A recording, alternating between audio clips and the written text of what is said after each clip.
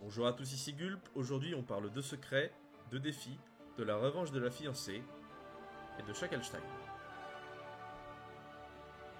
Il y a 24 défis dans cet événement. Sur ces 24, 15 sont des défis liés à la victoire de la partie. Plus de détails en fin de vidéo.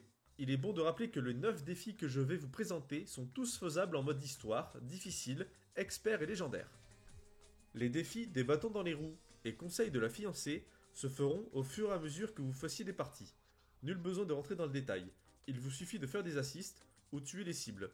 Le défi transformation de l'automate peut être réalisé dans le couloir menant au labo ou dans la salle du trône.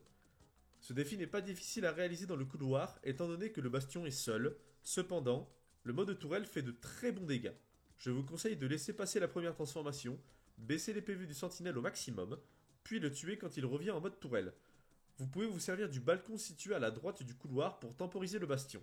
Sinon, allez-y en mode bourrin, dans la salle du trône.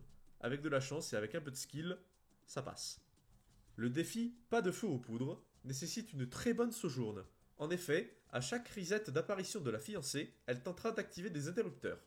Il y en a 7 dans la salle. À côté du roi, à l'escalier à droite, à l'escalier à gauche, au-dessus du roi, au fond du labo à gauche, au fond du labo à droite. Le dernier est sans doute le plus traître, puisqu'il est dans un couloir derrière le roi. À chaque fois que la fiancée tente de hacker un de ses interrupteurs, la sojourne doit lui tirer dessus afin de l'en empêcher. En légendaire, un bon chargeur dans la tête suffit. Attention aux monstres aux alentours. Le défi Toc Toc se trouve dans la taverne au début du jeu. Montez sur le balcon en haut à gauche, puis tenez-vous devant la porte. Là, vous pouvez appuyer sur le bouton d'interaction. Faites-le autant de fois qu'on vous le demande, puis le défi sera débloqué et un son se fera entendre. Quelque chose à voir avec les seigneurs du château. Et avec le docteur. Le défi Sinistre Présage doit être fait en une seule partie. Après la taverne, afin de pouvoir assister aux 7 apparitions de la Banshee, baladez-vous dans la ville. La première apparition sera sous le pont. Excepté celle-ci, toutes les autres peuvent être faites dans n'importe quel ordre. Attention, pour les 6 autres, il faut activer la recherche de la clé, en interagissant avec la porte des gargouilles. Les apparitions sont près de la carriole sur le toit, derrière la porte, dans le tunnel, sous un lampadaire, de nouveau sous le pont, sur les murs à côté du lampadaire. Vous débloquez ainsi le défi Sinistre Présage. Petite anecdote, après avoir fait les 7 apparitions de la Banshee, une petite porte s'est entrouverte au milieu de la ville.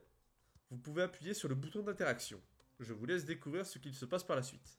Le défi Photozombe est très simple. Prenez Sojourne, Kiriko ou H. Dès que la porte menant à la salle du trône s'ouvre, courez sur la plateforme au-dessus du roi. Utilisez vos compétences pour grimper et attendez que son bras actionne le levier.